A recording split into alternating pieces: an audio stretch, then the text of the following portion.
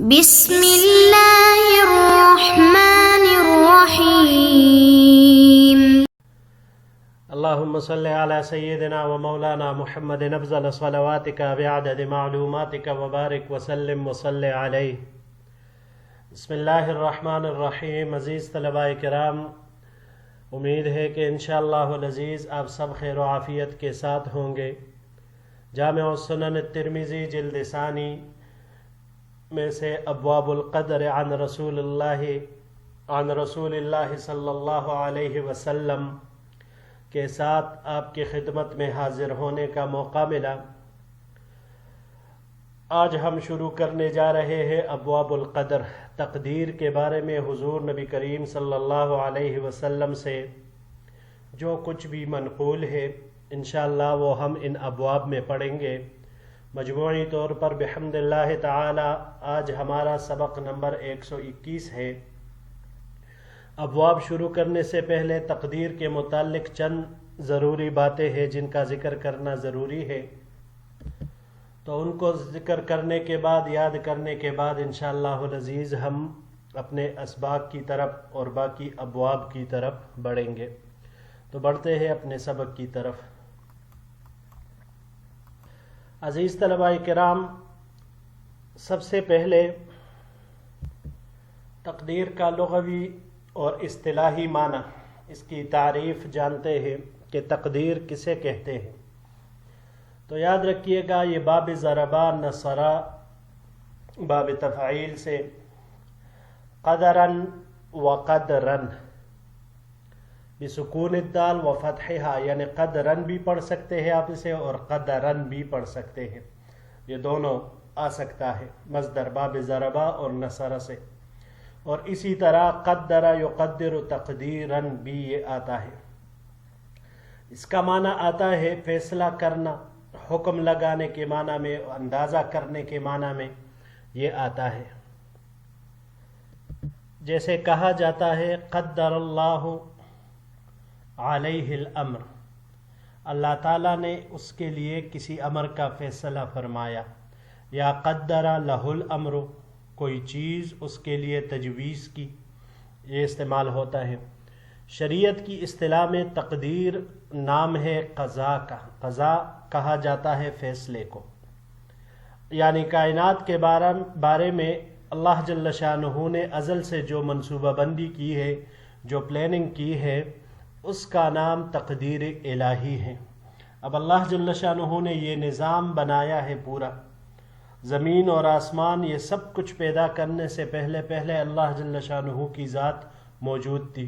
یہ سب ختم ہونے کے بعد، مٹ جانے کے بعد بھی اللہ جل شانہ کی ذات وحدہ لا شریک لہ وہ قائم دائم باقی رہے گی.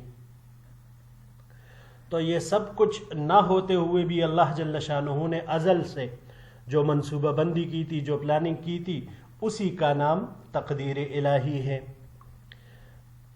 بڑھتے ہیں اگلے سلائیڈ کی طرف. تقدیر کے باب میں دو قسم کے الفاظ زیادہ استعمال ہوتے ہیں، قضاء اور قدر. تو قضاء اور قدر، اس میں فرق کیا ہے، اس کے بارے میں جانتے ہیں. قضاء اور قدر میں فرق بعض حضرات نے کیا ہے، ورنہ اکثر حضرات کے نزدیک یہ حقیقت میں ایک ہی ہے. قضاء اور قدر ایک ہی ہے، اس میں کوئی فرق نہیں ہے. لیکن جو چند علماء کرام ہیں ان کے نزدیک یہ دونوں الگ الگ ہیں.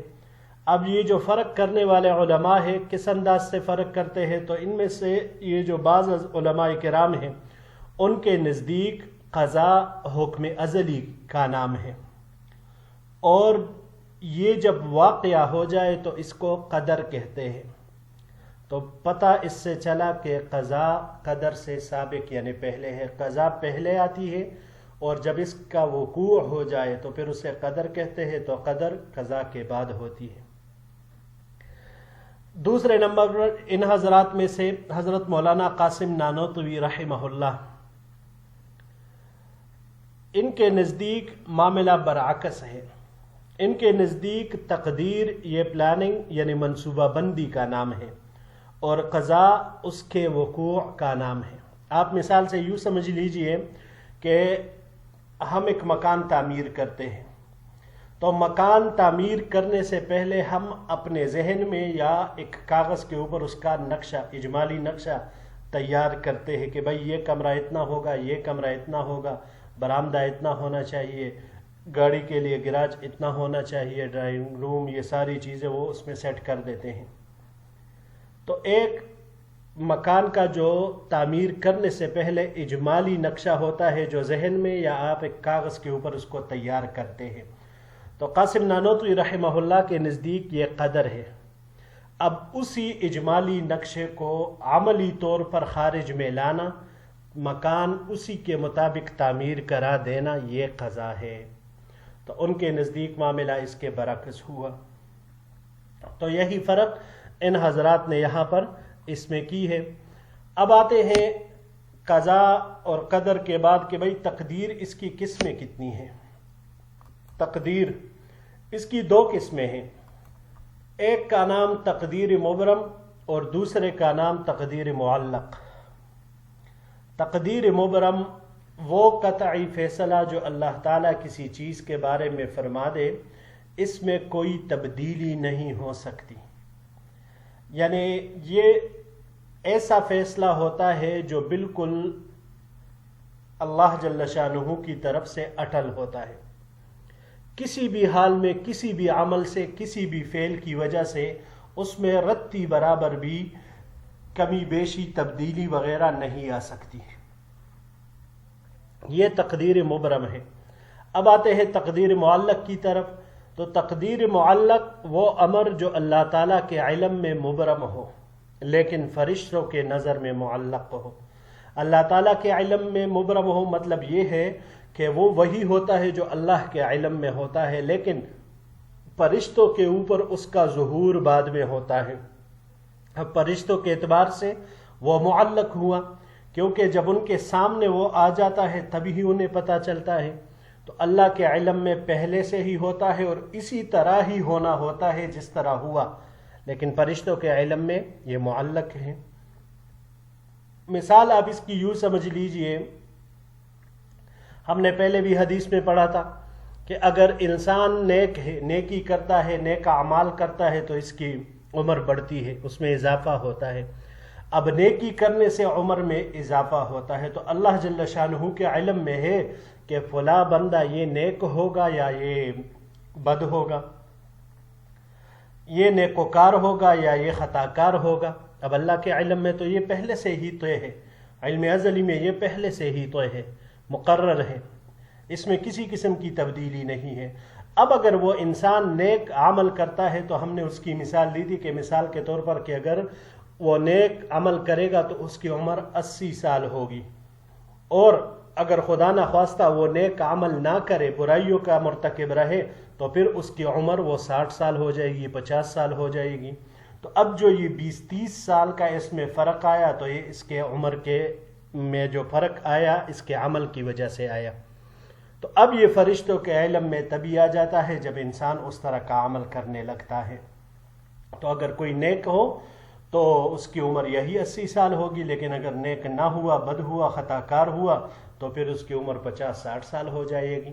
تو یہ تقدیر بھی اللہ کے علم ازلی میں مبرم ہی ہے، اس میں کسی قسم کی تبدیلی نہیں آتی، یہ صرف فرشتوں کے علم کے اعتبار سے معلق۔ ہمارے ہاں جو عام طور پر غلطی پائی جاتی ہے، ایک بہت بڑی غلطی، وہ یہی ہے کہ ہم تقدیر معلق کو اس طرح کہتے ہیں کہ بھائی اس میں تبدیلی آ سکتی ہے۔ نہ، حاشا وکلا، بالکل نہیں۔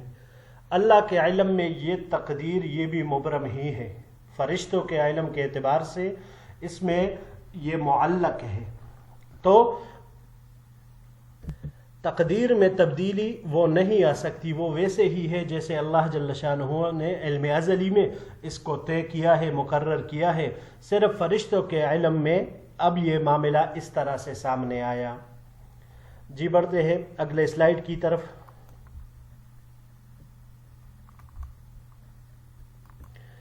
جی عزیز طلباء کرام، اس سلائیڈ کا جو پہلا سوال ہے وہ یہ ہے کہ آخرکار تقدیر کا مسئلہ اتنا پیچیدہ کیوں ہے، اتنا مشکل کیوں بن گیا ہے؟ تو دیکھیے بات یہ ہے کہ بہت ہی کم لوگ ہیں جو یہ جانتے ہیں کہ تقدیر کا مسئلہ حقیقت میں صفات باری تعالی کا مسئلہ ہے، اور صفات باری تعالی کو ایک حد تک ہی سمجھا جا سکتا ہے، ان کی تمام حقیقت سمجھنا یہ انسان کے بس کی بات ہی نہیں ہے۔ صفات کی باب میں ایک حد پر انسان پہنچ کر رک جاتا ہے، کیونکہ اس کی اتنی ہمت نہیں، اتنی طاقت نہیں، اتنی استعداد اس کے اندر نہیں ہوتی کہ پھر اس سے آگے وہ بڑھے، تو ایک حد پہ آ کر انسان کو رکنا پڑتا ہے۔ تو اسی طرح تقدیر کے مسئلے میں بھی ایک حد پر رکنا ضروری ہے، پھر لوگ اس میں احتیاط نہیں برتتے تو اس حد کو پلانگ جاتے ہیں، رکتے نہیں ہیں اس پر بلکہ آگے اس سے بڑھ جاتے ہیں۔ اب یہ جو بات ہم نے کی کہ تقدیر کا مسئلہ صفات الہیہ کا ہے، صفات باری تعالی کا ہے، تو اس کے لیے کیا دلیل ہے؟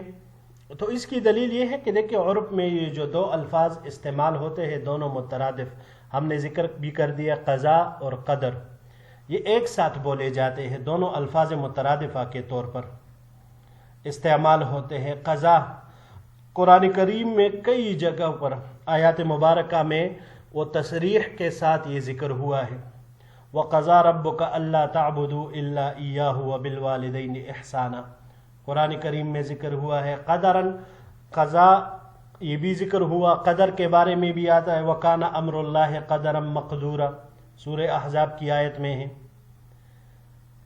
تو ان آیات سے معلوم ہوتا ہے کہ قضا اور قدر یہ صفات الہیہ ہے، تو اسی وجہ سے تقدیر کا مسئلہ اتنا پیچیدہ ہو گیا۔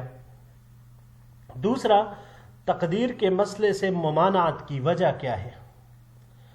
تو یاد رکھیے گا کہ قضا قدر تقدیر میں بحث ممنوع اس لیے ہے کہ یہ خدا کی صفات میں بحث ہے، کیونکہ قضا و قدر اللہ کی صفات ہے، اور اللہ کی صفات میں بحث یہ گویا کہ اس کے ذات میں غور و فکر ہے، حالانکہ اللہ جل شانہ کے ذات میں غور و فکر کرنے کی ممانعت ہے، اس کے قدرتوں میں غور اور فکر کرنے کا حکم ہے۔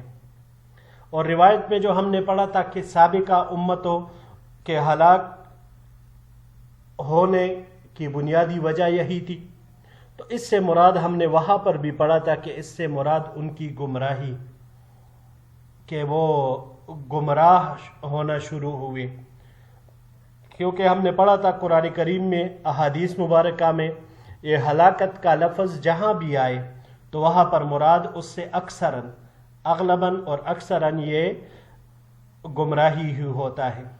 تو جو آپ صلی اللہ علیہ وسلم نے ارشاد فرمایا کہ گزشتہ امتوں میں اعتقادی گمراہیاں اس وقت پیدا ہوئی جب انہوں نے تقدیر کے مسئلے کو موضوع بحث بنایا، اور یہ بات بھی تاریخ کے طور پر واضح اور عیاں ہیں کہ امت محمدیہ علی صاحبہا الف الفتحیہ، اس میں بھی اعتقادی گمراہیوں کا سلسلہ اس وقت شروع ہوا جب انہوں نے تقدیر کے مسئلے میں بحث و مباحثہ شروع کیا۔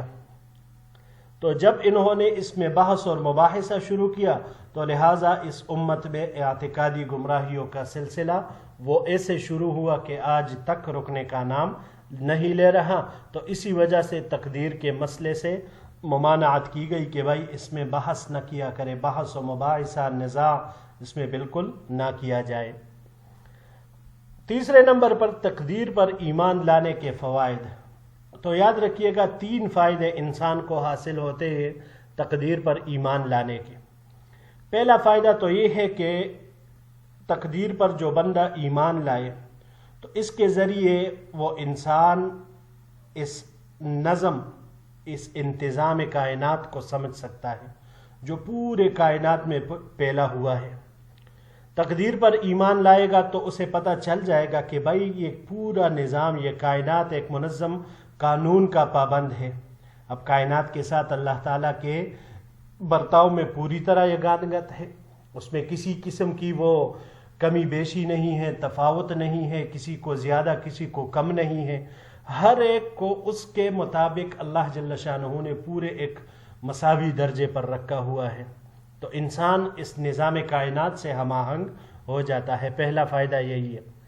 دوسرا فائدہ یہ ہے کہ جو شخص اللہ کی تقدیر پر ایمان رکھتا ہے تو اس کے علم میں یہ بات ہوگی کہ بھائی جب سب کچھ اللہ نے ازل سے طے فرمایا ہے، ہر بات کا فیصلہ ہو چکا ہے، تو ہر معاملے میں اس انسان کی نگاہ صرف اور صرف اللہ جل شانہ کی طرف اٹھی رہے گی، اور وہ دنیا کے یا لوگوں کی طرف ذرہ برابر بھی توجہ وہ نہیں دے گا، کیونکہ اسے پتہ ہے کہ ہر چیز تو اللہ کی جانب سے ہی ہے۔ حتیٰ کہ جو اختیاری اعمال بھی بندے کرتا ہے تو اس اختیاری اعمال کو اختیار کرنے والا جو اختیار حاصل ہوتا ہے وہ بھی اللہ کی دین ہی ہوتا ہے۔ تو دوسرا فائدہ یہ حاصل ہوتا ہے کہ انسان کی نظر وہ اللہ جل شانہ کے ذات کی طرف ہی، اس کی قدرت کاملہ کی طرف ہی اٹھی رہے گی۔ اور تیسرا فائدہ یہ ہے کہ ہم نے پڑھا ہے کہ اللہ جل شانہ کی دیدار آخرت میں نصیب ہوگی۔ اب اس کی تیاری دنیا میں سے ہی شروع ہو جاتی ہے، تو انسان کے اندر نیک اعمال کے ذریعے سے وہ استعداد و صلاحیت پیدا کرتا ہے کہ وہ اللہ جل شانہ کے اس ہم آہنگ تدبیر وحدانی کو سمجھ سکے۔ اگرچہ اس کا انکشاف وہ مکمل طور پر آخرت میں ہی ہوگا، لیکن دنیا ہی میں سے اپنے اندر وہ صلاحیت پیدا کرنی ہے کہ جو انسان کو آخرت میں اللہ جل شانہ کے دیدار کے قابل بنا دے اور وہ اس تدبیر وحدانی کو سمجھ سکے۔ تو یہ درجہ انسان کو حاصل ہوتا ہے تقدیر پر ایمان لانے کے بعد۔ جی عزیز طلباء کرام، یہی تک ہمارا آج کا یہ سبق تھا۔ یہ چند ضروری باتیں اور مباحث آپ حضرات کے سامنے رکھ دی، اسی کو یاد کر لیں انشاءاللہ العزیز۔ اسی کو مد نظر رکھتے ہوئے اس کے بارے میں ہم ابواب القدر کی روایات اسباق وہ پڑھیں گے۔ تو پھر انشاءاللہ العزیز اگلے درس میں آپ کی خدمت میں حاضر ہوں گے۔ السلام علیکم ورحمۃ اللہ وبرکاتہ۔